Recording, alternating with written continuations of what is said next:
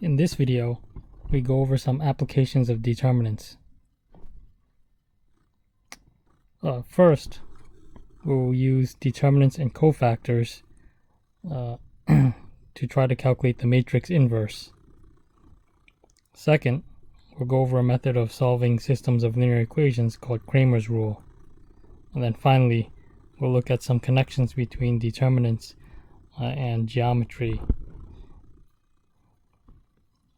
Okay, so before we get to the matrix inverse, let's try to remember how we calculate the cofactors of a matrix. Right, so remember that the cofactor C sub I j, corresponding to an entry in row I column j, is a number that's calculated in the following way. Right, so you have a factor of either +1 or -1, depending on which entry we're looking at, and we multiply that by the determinant of the submatrix from deleting row I in column J from the matrix A. Right, so we have an individual cofactor for each entry of the matrix A, and if we take each of the cofactors and form a matrix out of them in this way, right? So each entry here is just the corresponding cofactor for the original matrix A. Then this is called the cofactor matrix. Okay, so again, each cofactor is just a single number, and we put them into a matrix like this. Okay, so that's the cofactor matrix, and the adjoint matrix of A will be given by taking the transpose of the cofactor matrix. So let's see how this works for a 2x2 matrix. Right, so we have a generic 2x2 matrix A, B, C, D. Right, so let's first calculate the individual cofactors. Right, so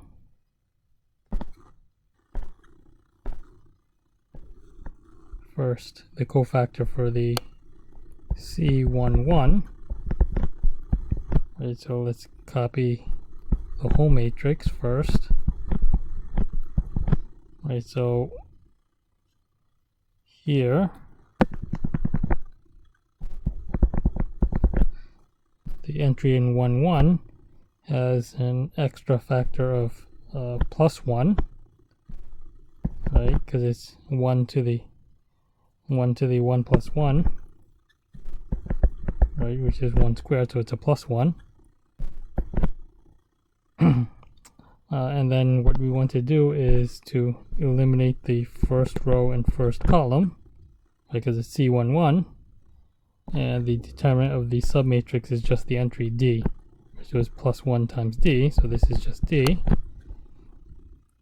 And then we do the same thing for the other cofactors, right? So C12, now this is going to have a -1, right? Because the sum of 1 plus 2 is odd.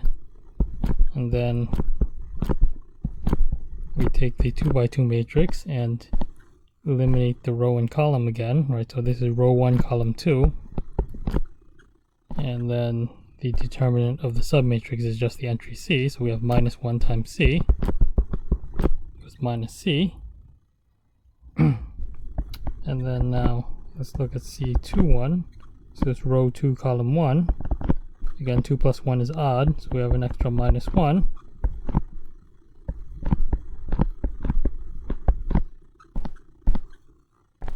I eliminate row 2, column 1. And the determinant here is just B, so -1 times B. And finally C22, 2 plus 2 is even, so it's an extra +1.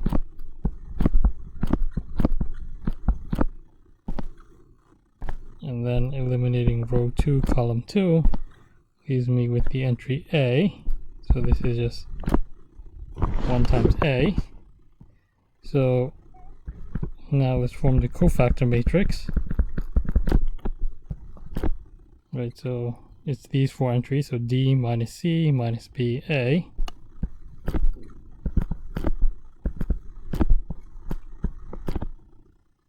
And then to form the adjoint, I take the transpose of this matrix, right? So the diagonal stays the same, and then I flip the off diagonal. So this becomes minus B, this becomes minus C. Okay, so this is the adjoint for a 2x2 matrix.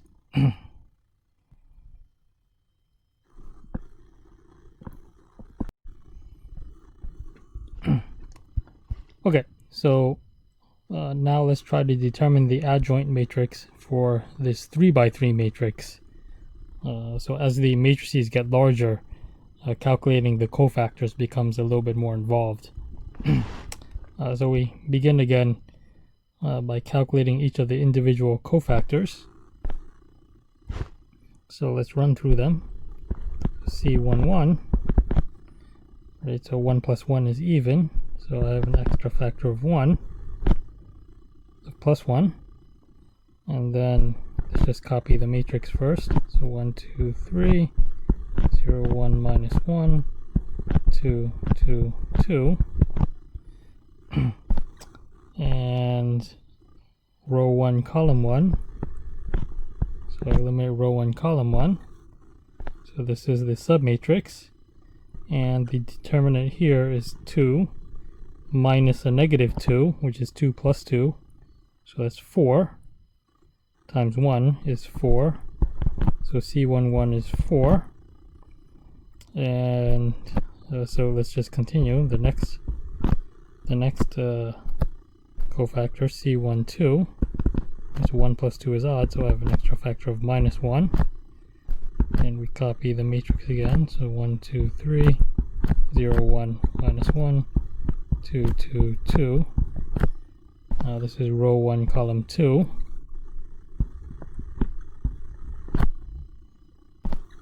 So that's the submatrix. So term here is 0 minus a negative 2. So 0 plus 2, which is positive 2. And positive 2 times a negative 1 gives me negative 2.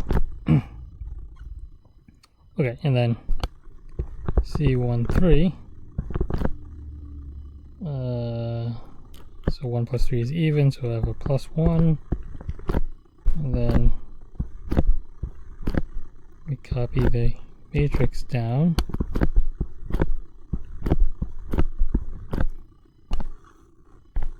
and then row 1, column 3. Alright, so that's the submatrix. And determinant here is 0 times 2 is 0, minus 2 is negative 2, negative 2 times 1 is negative 2, so C13 is negative 2. Okay, and then we continue with the other cofactors. So now on the second row, so to save time, I'm just going to put the submatrix instead of copying the whole 3x3 matrix and then removing the columns every time. Right, so here I have an extra factor of minus 1. And then the submatrix, so this is row 2, column 1. So I eliminate this row and this column, so what's left over is 2, 3, 2, 2.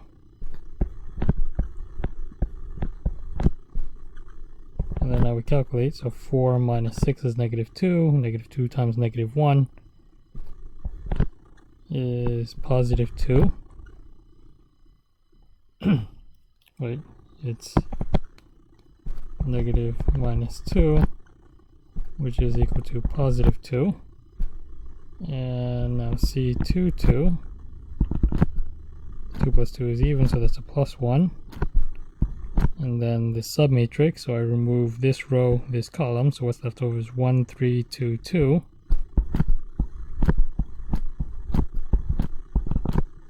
The determinant is 2 minus 6 is negative 4, and times 1 is negative 4. And then continuing to C2, 3. 2 plus 3 is odd, so I have a -1. And then removing this row, this column, so what's left over is 1, 2, 2, 2. 2 minus 4 is -2. And then I have an extra -1, so it's minus -2, which gives me +2. Okay, now continuing to the bottom row. So I want C3, 1. 3 plus 1 is even, so I have a +1.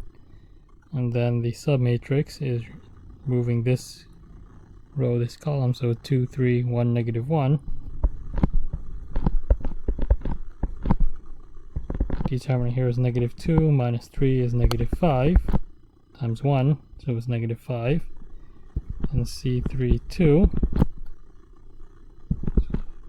Next factor is -1 because 3 plus 2 is odd. And then removing this row, this column, so we're left with 1, 3, 0, -1.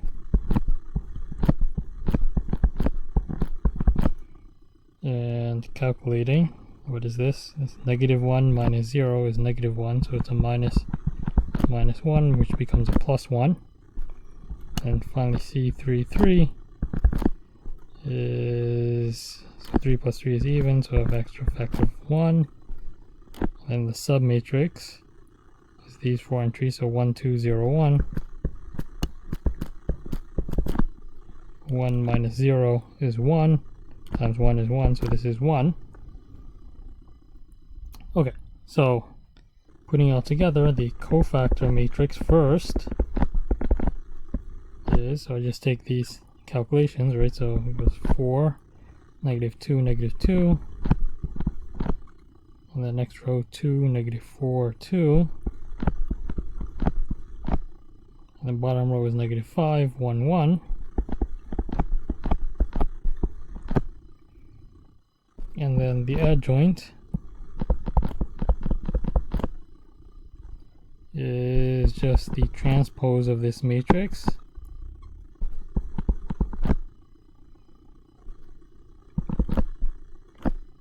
Right, so I'm just taking the transpose.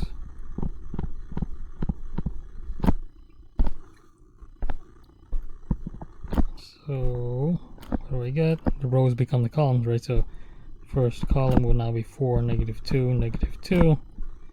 And then 2, -4, 2, and -5, 1, 1. Okay.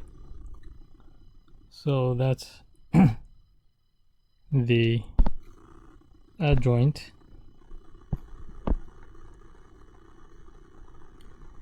matrix for this matrix. Okay, so now we see how we can calculate the adjoint for a 2x2 and a 3x3 matrix. So your larger matrix, you just follow the same procedure, right? So you calculate the individual cofactors like this, but you can see that each of the cofactors is itself has to calculate a determinant, so it becomes messy very quickly as the matrices get larger. Okay, so now let's go get on to how we get the inverse of the matrix from the adjoint, right? So if you have an invertible matrix, then we can calculate the inverse by taking 1 over the determinant times the adjoint matrix, right? So for a 2x2 matrix, the determinant is just AD minus BC, and then the adjoint matrix we got previously as this, right? So D, -B, -C, A. Right, so you can see that this formula for the inverse of a 2x2 matrix is exactly the formula that we've always used previously. Okay, so so for a 2x2 matrix, it's just the same formula we've always used. What about for a 3x3 matrix, right? So this 3x3 matrix is the same example that we've done here, right? So we already know what the adjoint is, right? So we just, to get the inverse, we just need to calculate the determinant.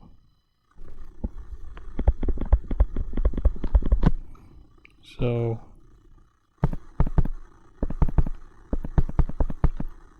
save time, I've already put the matrix A into the calculator, right? So 1, 2, 3, 0, 1, minus 1, 2, 2, 2.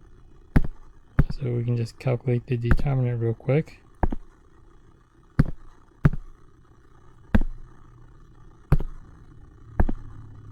The determinant is minus 6. So we can get A inverse is 1 over the determinant. Right, so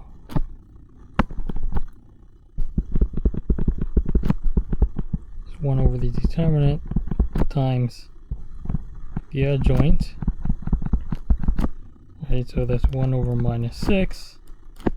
And then the adjoint is the adjoint we just calculated previously, right? So 4, 2, negative 5, negative 2, negative 4, 1, negative 2, 2, 1. So let's just do this calculation, right? So 4 over negative 6 is negative 2/3, is negative 1/3, is 5/6, is 1/3, 2/3, negative 1/6, positive 1/3, negative 1/3, and then negative 1/6.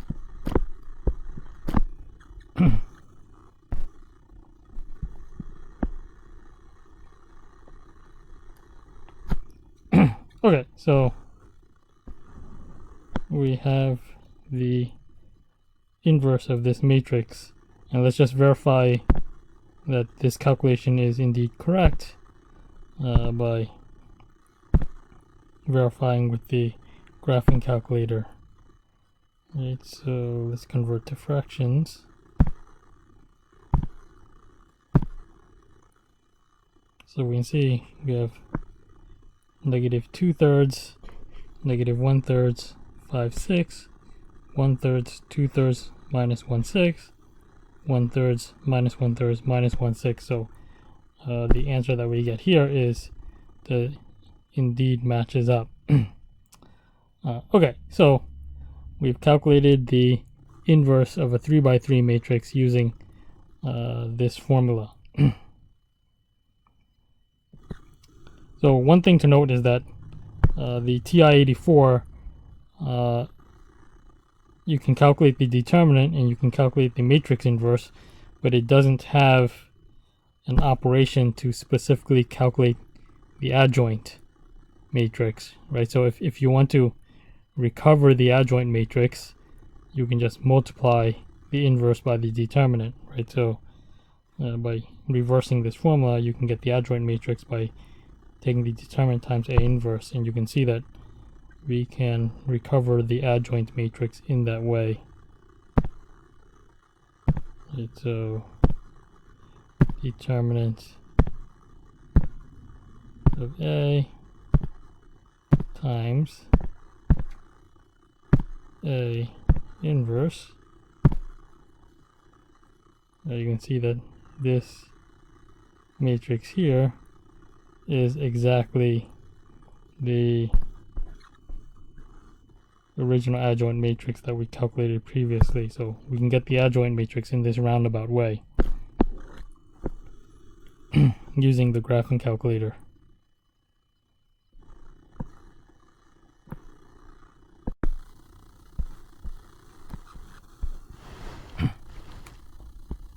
Okay, so on this page we move on to discussing Cramer's rule, which is a method of solving systems of n linear equations in n variables.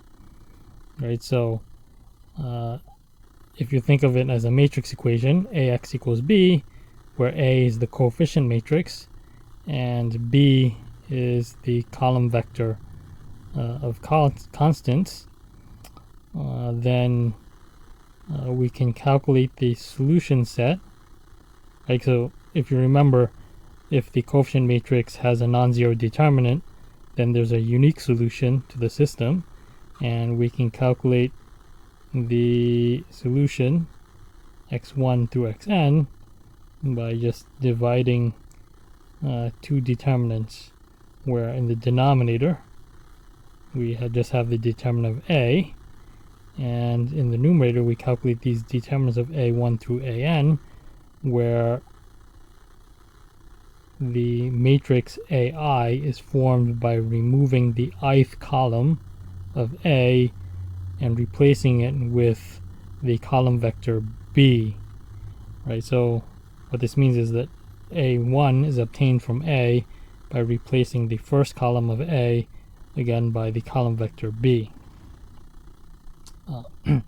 Okay, so let's see how this works for a system of three equations in three variables, like we have here. Right, so first let's identify the coefficient matrix A. Right, so here you can see that the x1, x2, x3 are all lined up properly, right? So the matrix A can be just reading off the coefficients, right? So it's 4, -2, 3 from the first equation, then 2, 2, 5 from the second equation, then 8, -5, -2 from the third equation, and the column vector B of constants is just this column here, right? So -2, 16, 4. Okay, so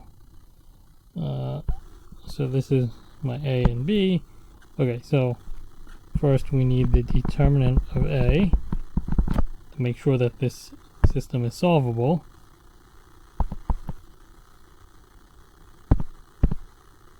Right, so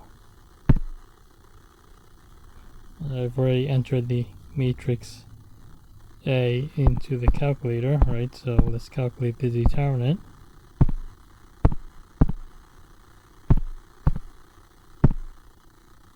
So the determinant of A is -82. Okay, so now we just need to calculate x1 through x3 using this formula here. Right, so x1 is, so the denominator is the determinant of A,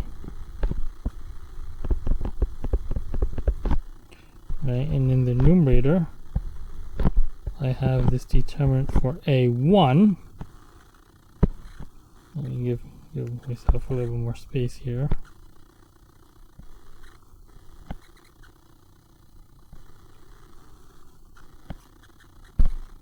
Okay, so remember A1 is obtained by replacing the first column of A by the column vector B. Right, so column 1 is B, right, so -2, 16, 4.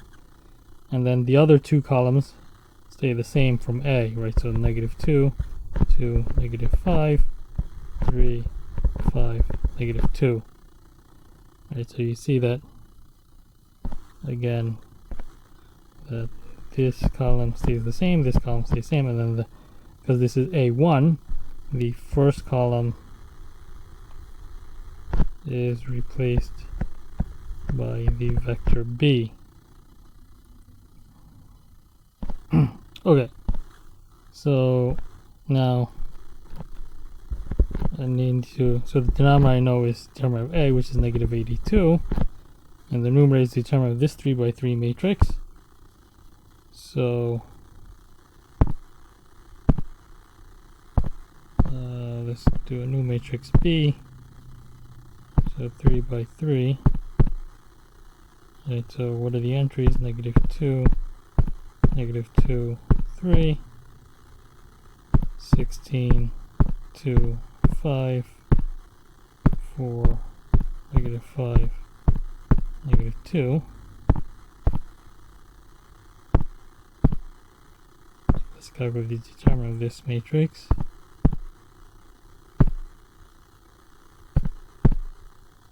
We got -410,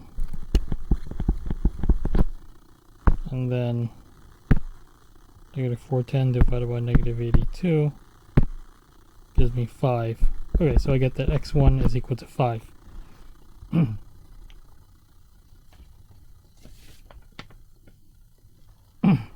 Okay, so and then x2 and x3 are calculated similarly, so let's continue to x3.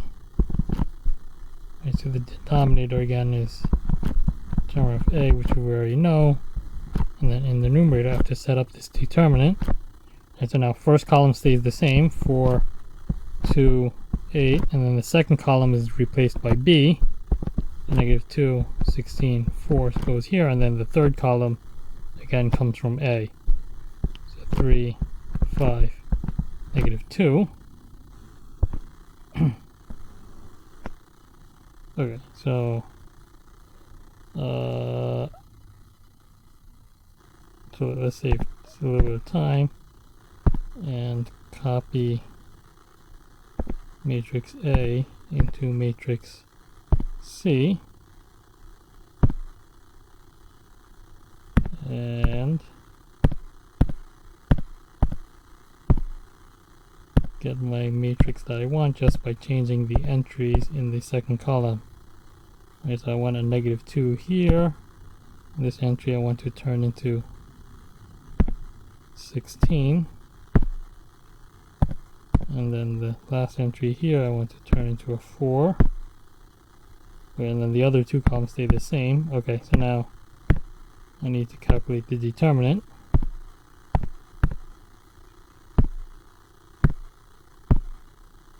Which is -656. And so I have -656 over -82. So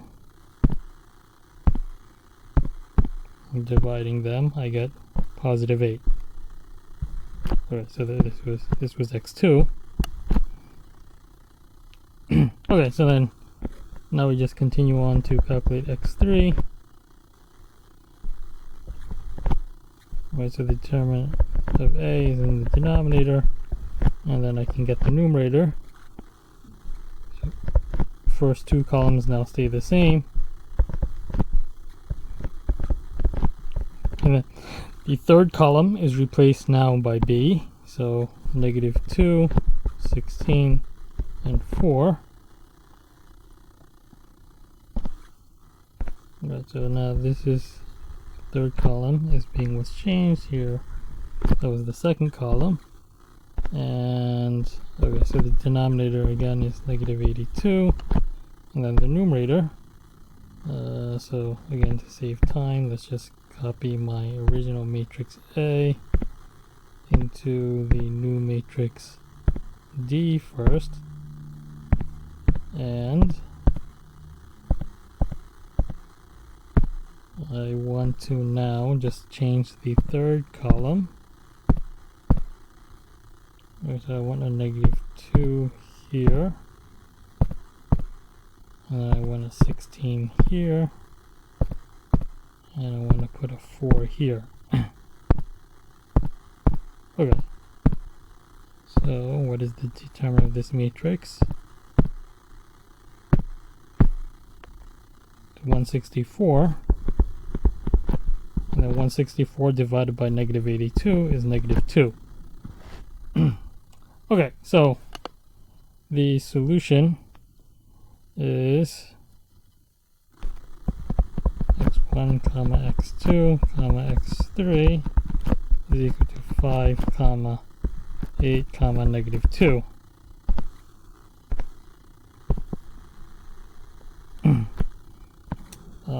Okay, so we've calculated the solution to this system of linear equations using Cramer's rule, but as we know, this can also be obtained by doing row reduced echelon form using the augmented matrix, right? So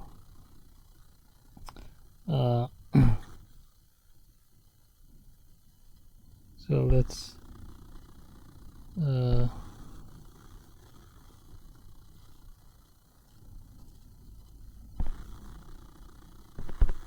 get the augmented matrix.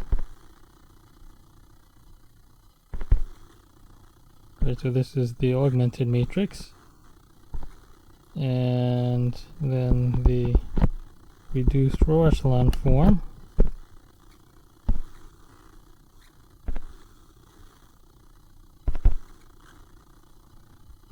And you can see that the solution is indeed 5, 8, -2.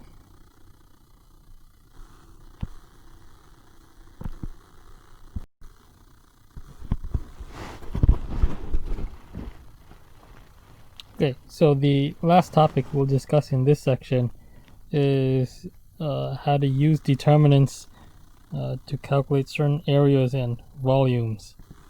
Okay, so first, if we have 3 points in a plane and we want to figure out calculate the area of the triangle that the 3 points forms, then if we set up a 3x3 matrix by placing the coordinates of the points in this way, and then calculating plus or minus 1/2 times the determinant of this matrix, then this will give you the area of the triangle. So the plus or minus is only here because the determinant can be either positive or negative, right? But the area should be a positive number. So if the term is negative, we want an extra minus sign to turn the whole thing positive. So basically, you're just taking the absolute value of whatever this determinant is. Okay, so plus or minus 1/2 times this determinant will give us the area of the triangle.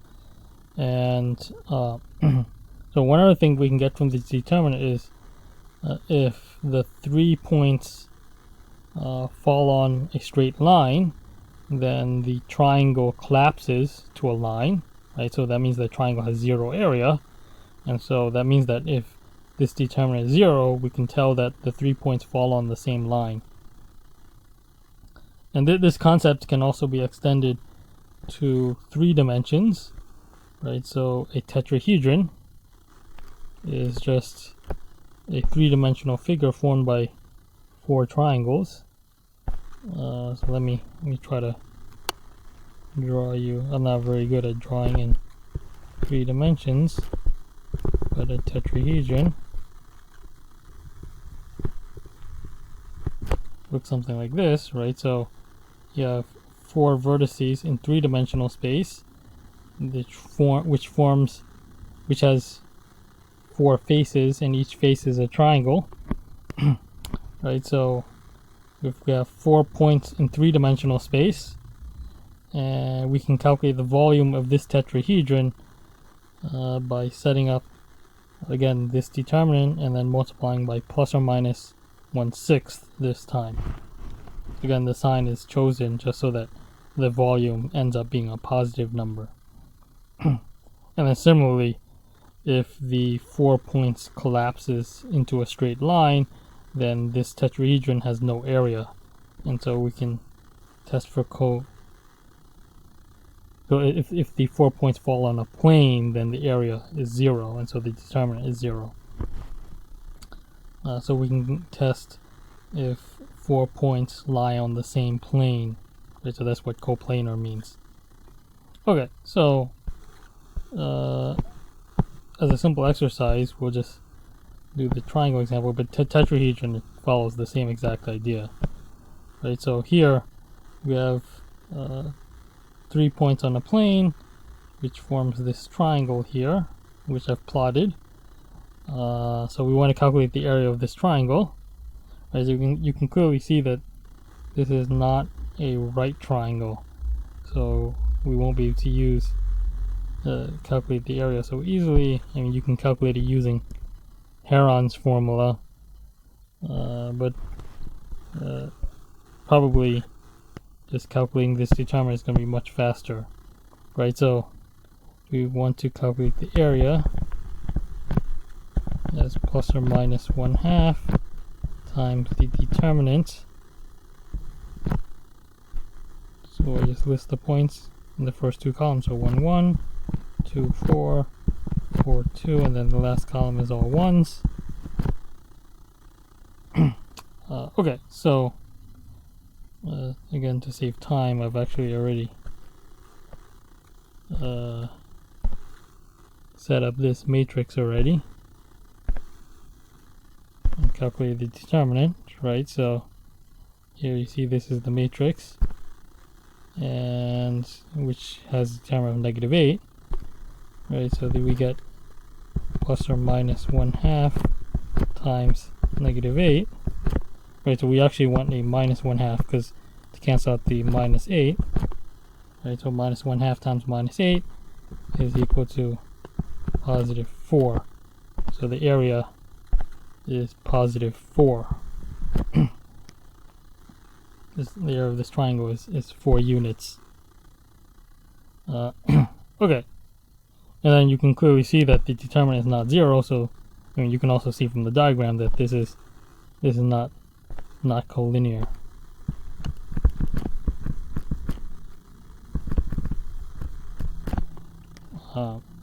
But again, you can just, even without looking at the diagram, you can just tell when the determinant is not 0 that the 3 points are not collinear.